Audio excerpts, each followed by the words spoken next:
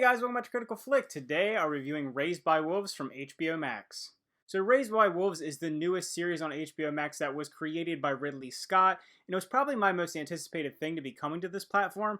I'm a big Ridley Scott fan. Some of my favorite films of all time were created by him, so I couldn't wait to see the money of HBO behind something that he was backing. I have to say, for the first 3 episodes, I am not disappointed. I really do enjoy this show.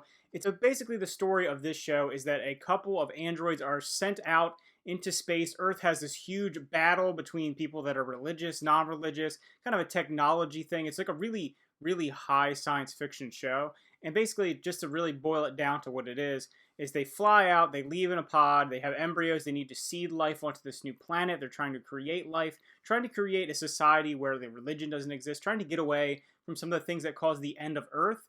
And then people that are also from Earth, who are the religious sect, show up onto the planet, and basically a big conflict arises from these things. So I'll have to say that this show definitely follows more along the vein of Prometheus, if you're talking about Ridley Scott's work. It has a lot of layers to it, a lot of depth to it, and he creates some really fantastic world building. It's definitely a show that you have to pay attention to. You can't really stray away from what's happening because you learn a lot through flashbacks. You learn a lot through what the characters are saying to each other. There's a lot of complex terminology that's going on. There's a lot of big picture things happening. And it's done in a way that just keeps me really, really intrigued. There's so much to this show. There's so much depth to it that I'm constantly learning new things in every episode. I feel like it's building this humongous scope to what's happening. And it really wouldn't be a Ridley Scott project if it didn't have some kind of symbolism, some religious symbolism. And that's definitely shown within the humans that have escaped planet Earth. They even wear uniforms that are very similar to like a Templar uniform. It's that white and has a red sun on it instead of a red cross. And they kind of believe in this thing called the soul. Soul is this great god, this amazing being that drives everything that this religious sect does. And it's really interesting how he's able to create this conflict that's older than time itself. We always know about these things that go on with religion. We always talk about these conflicts that have gone on for thousands and thousands and thousands of years. And a lot of science fiction shows and movies don't really dive into that. They think of the secular world, technology overtaking everything. But this goes into a different direction. We're continuing these cycles of religious wars and how that can affect the whole world moving forward. So like I said, there are 2 androids that arrived early onto the planet before the other members of Earth arrived onto the planet, and they don't like each other. The androids are basically the forces that were fighting against the regular religious humans, and I do think that the performance from Amanda Collins, who plays Mother, who is the female android who arrives, is really phenomenal. She plays that classic, really, really creepy android that Ridley Scott just somehow knows how to bring out in people. He knows how to create this very unsettling thing where you're seeing somebody and they're human, but they're not human. Their mannerisms are just human enough that you feel like there's something beneath the surface, but then like a switch flips, and then it becomes extremely dark, extremely cold and calculating. She's able to do that. She's able to be someone who seems like a caring mother. Her motivations are so strange at times, because you feel like she really does care. She's programmed. Her mission is to take care of these children, to drive the forces forward, to create a better world. But then she can be this horrible monster. And the show has a really good balance, in my opinion, of kind of sci-fi horror mixed with really high sci-fi like technology and real big philosophical ideas that you really think of when you think of more recent Ridley Scott. So I do think that they strike a pretty good balance. It's not just too over-the-top Prometheus style, like I personally really enjoy. It does get back to some of the gritty science fiction that you think of, the unsettling just cyborgs and just explosions and just things that make you feel uncomfortable. The score of this show is also really well done. It's a very classic sci-fi score mixed in with some religious undertones, underpinnings into it. I do like the blend of religion versus technology. This show has a ton of big picture messages. I could probably go on for hours talking about them. We go nature versus nurture. You talk about humanity. You talk about the, humanity leaving Earth and not being able to leave those human instincts behind, trying to get past some of the things that make humans who they are. In a lot of the ways, it kind of showcases the best and worst in what can come out in humanity, and how being raised in a different way, in a different environment, can really spark how you feel about things or how you feel about people. There's just so many layers to this show.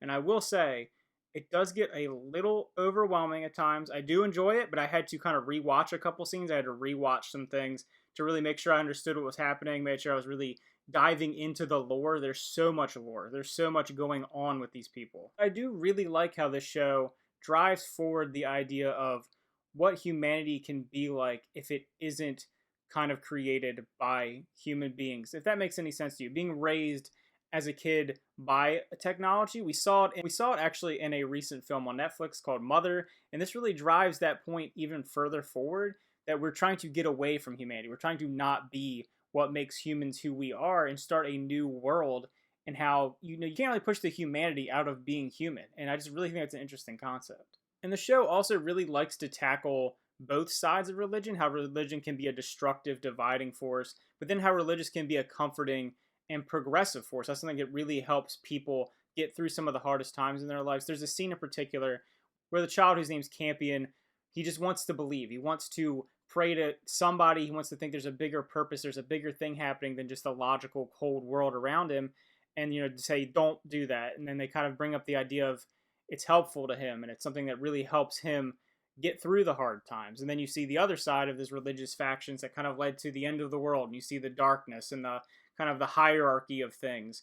So it's interesting seeing those two contrasts. The show really loves to have both sides of something and show you the good and the bad of humanity, of technology, of religion, and it's just a lot to bite off in one short series. But I love that they went for it. I think it's very ambitious. And as the series goes on and you get to the second and third episodes, right now there's only 3 episodes up so far that I've checked out, it gets more towards feeling almost like it draws from so many big sci-fi franchises. Specifically, the second episode really reminds me of Terminator. We're seeing how these things are happening, some really well done special effects. Speaking of which, this show actually does have a pretty good production value to it. It's able to use some really great practical sets and some really well done cinematography to build up this world, feeling very otherworldly, feeling very futuristic. It's very, like I said, similar to Prometheus. It's filmed in South Africa, so it has that very drab landscape, and you're just kind of building up from the dust. You're kind of just this first group of people that has to grow from this kind of abysmal situation. One of the knocks I will have about the show that is something that actually,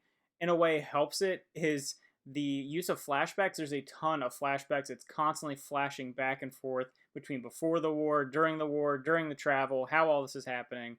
And it does kind of disrupt the flow of the show, but in other ways it helps build that world because, like I said, there is so much lore and so much world building happening in just these first 3 episodes that I feel like maybe we'll get past that as the show goes on. We won't have to flash back as much. We won't have to go back to see how the world ended. We won't have to see how the people traveled to the different planet, how these relationships were built, because once we get on the ground and have all these things working together, we're going to see more to what's happening. So if you checked out this show, what did you feel about it? I feel like I had to ramble about it a lot. There's a lot to talk about.